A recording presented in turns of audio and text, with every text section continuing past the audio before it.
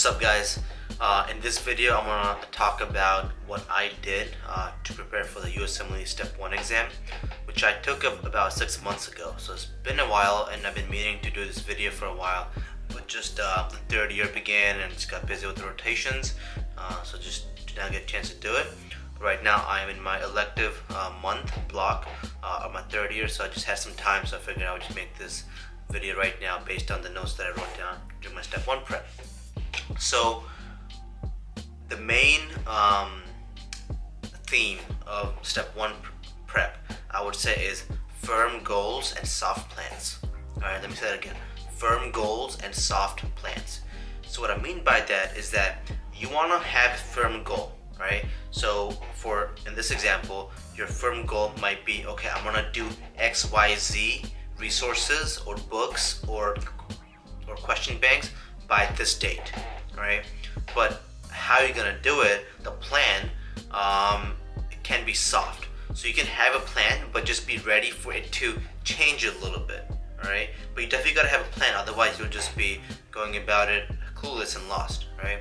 So firm goals and soft plan. So make a plan, but have some room for error, for adaptability, and for changes. That's, I would say, like the overall theme for Step 1 prep. So let me kind of like tell you how I started the whole thing.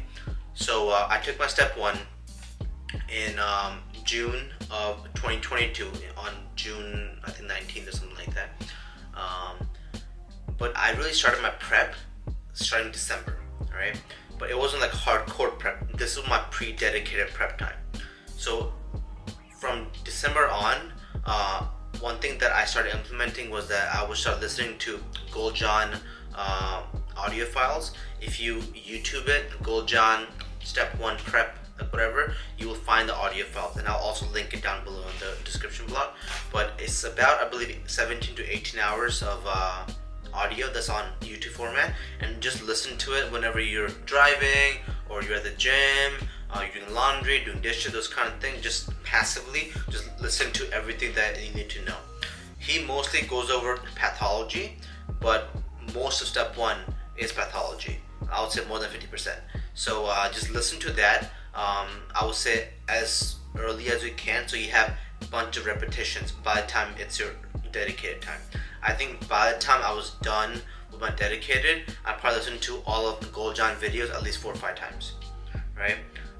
Next, starting December also, I started doing UWorld every single day, right? Not much. I believe I was doing from 5 to 10 questions per day. It's not much. You will not finish the entire question bank by the time it is dedicated, but it's a big jump start so that you don't have to do all the questions when it is your dedicated time. So if you can do more, but me personally, I was doing about 5 to 10 every single day, and I believe during dedicated I only had like 1,000 or 1,200 left, which I was pretty easily able to finish during dedicated. Another one that I did every single day was Boards and Beyond. So starting December, I watched 1 to 2 videos of Boards and Beyond of a topic that I wasn't too familiar with, or I kind of forgot. So every single day I would watch 1 to 2 videos of Boards and Beyond, right? I would listen to Goldjohn whenever I could, and I would do 5 to 10 questions of UWorld every single day starting December. Your goal is to do Pathoma several times. So I personally did Pathoma 3 times total, right? 1 before dedicated, like 1 full pass of Pathoma before dedicated, and I did 2 passes of Pathoma during dedicated, right? Because, like I said, most of Step 1 is the pathology, so, and the Pathoma is all pathology. So if you have a bunch of repetitions of that, you'll be golden. So now, just to kind of backtrack, so I would do UWorld every single day, 1 to 2 videos of Boards and Beyond every single day, and 1 video of Pathoma every single day starting December. Alright? Now, let's talk about dedicated time. It depends on how you want to do it, what resources you want to do. I will link some things below because I don't want to go through exactly what I did because it's very nuanced and it may not apply to you. So I'll just give you like an overview plan in the description block below. You can click on that on the Excel file, and then you can adapt. But I'm just gonna say some of the things that I did. So one thing that I did during dedicated was that I would read through Sketchy every single day, at least two, right? Like at least two Sketchy videos. But I wouldn't watch the video. I would just like go through the play card, and I would do at least two every single day. So my dedicated was about 40-45 days, something like that. So you know, you just get a bunch of repetitions during dedicated. And like I said, you want to make sure that you have a bunch of repetitions of pathoma, so you just have to kind of incorporate that into how you're gonna watch it during the day, so that you have at least two passes during dedicated of pathoma. Some other thing, when you have a doubt or you have a question about something, yes, you can read about it, but I would recommend that you watch a YouTube video about it. So let's say pulmonary embolism. You're a little confused about it because you saw a question on that on UWorld, right? Yeah, you can read about it. You can read the description, the explanation on UWorld, but I recommend that you also go on YouTube and you watch an animation video or something like that, because that just sticks with you more and you just understand it better. So I would say YouTube everything, right? Even though it's a little bit time consuming, but I would say it's definitely worth it. Now, obviously by doing this method, you'll have a long list of videos to watch, so that's time consuming. So what I was doing was that when I was exercising, so I was just walking. I would not lift weights or anything during dedicated because I didn't want to waste time. So I was just walking on the treadmill. So for the hour and a half that you're on the treadmill just walking, you can watch videos. Right, you can watch YouTube videos, so you're studying, but you're also taking a break in a way, and you're also exercising. So I did that every single day pretty much again. So some other things, there are a couple pictures that Goldjohn published for pathology. If you just Google Goldjohn Step 1 pictures PDF Reddit, you find one or two PDFs like that. I would just say go through all those pictures, because some of the UWorld question or some of the questions on Step 1, it could be as simple as like they'll just show you a picture of an organ with some pathology, and it's very similar from one of the pictures that Goldjohn published. So if you just know what it looks like, you'll get the question right. You don't have to look at the question stem for that. So definitely do that.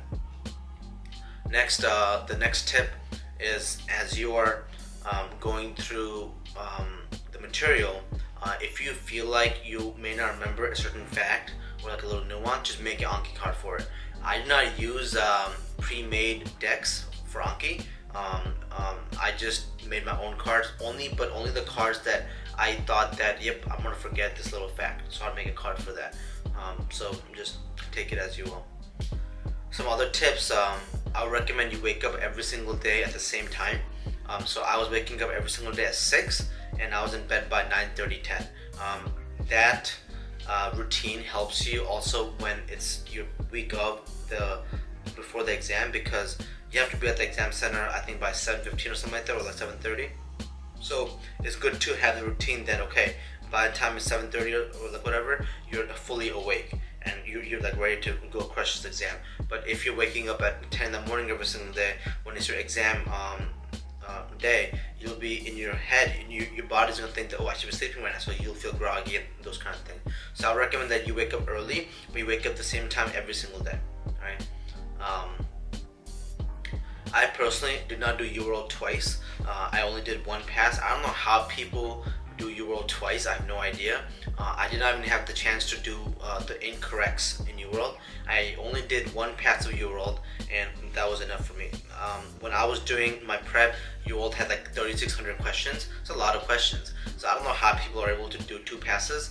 Me starting in December, between 5 to 10 questions every single day, or most of the days, I still could not do 2 passes, or even like 1.5 times. So I did one pass and it turned out to be fine. I thought the questions on Step, it was very straightforward, and I thought UWorld really prepared me well. So if you're in the situation where you're seeing that, oh, you can only do 1 pass, like, don't freak out too much. I think you'd be okay.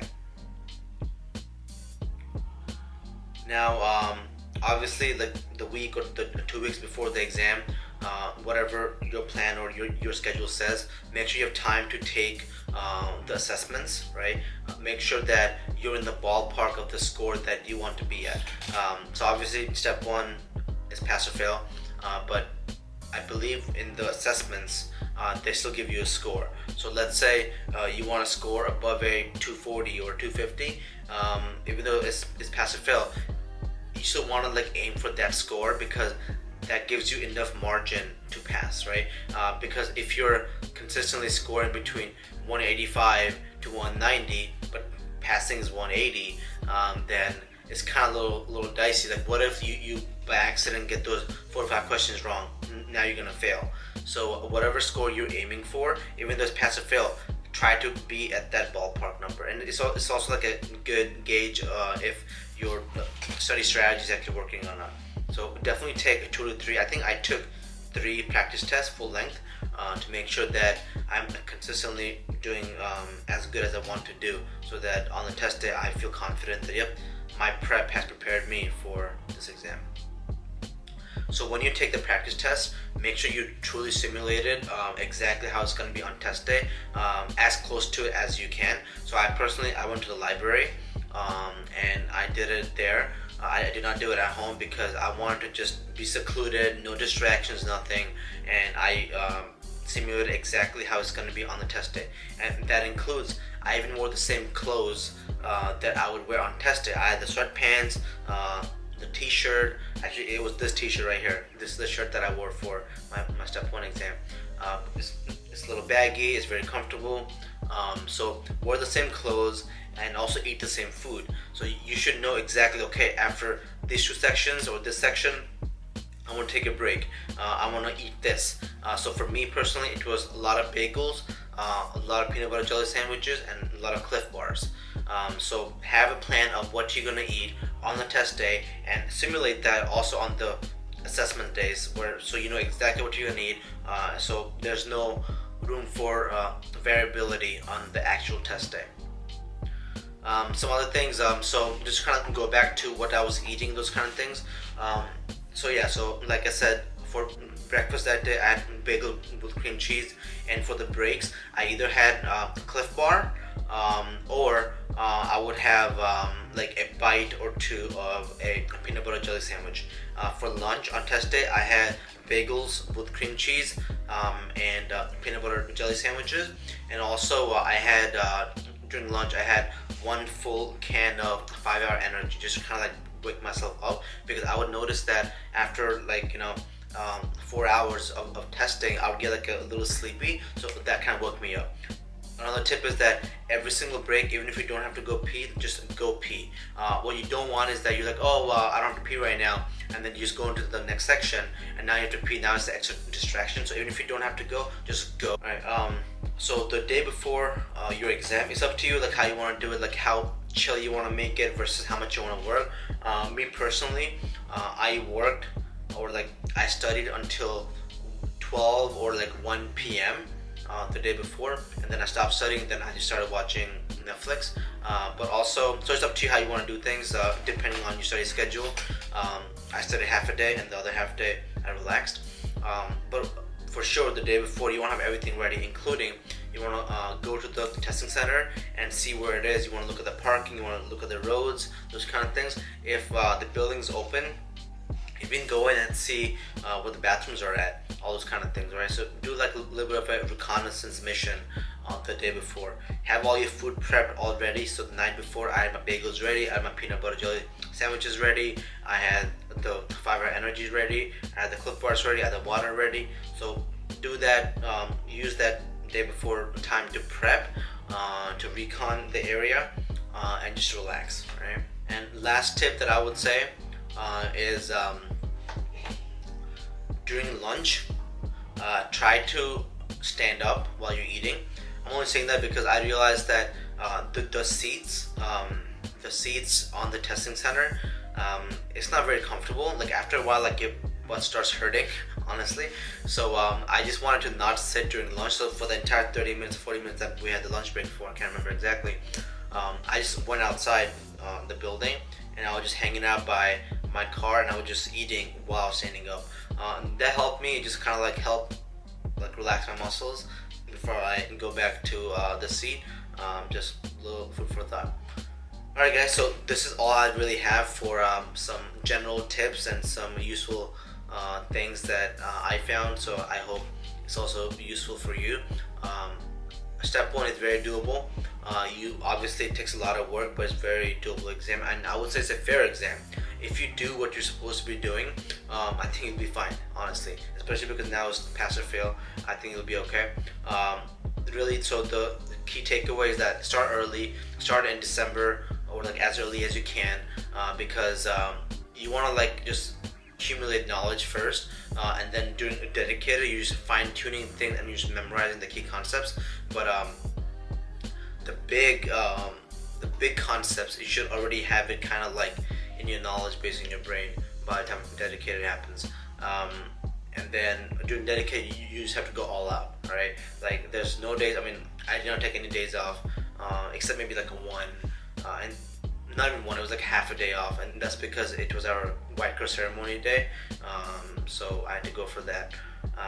But yeah, so it's very doable. You can do it. Study hard and you'll be alright. I'll post all the little resources that I have in the description box down below, and good luck to you. Thank you very much. Bye.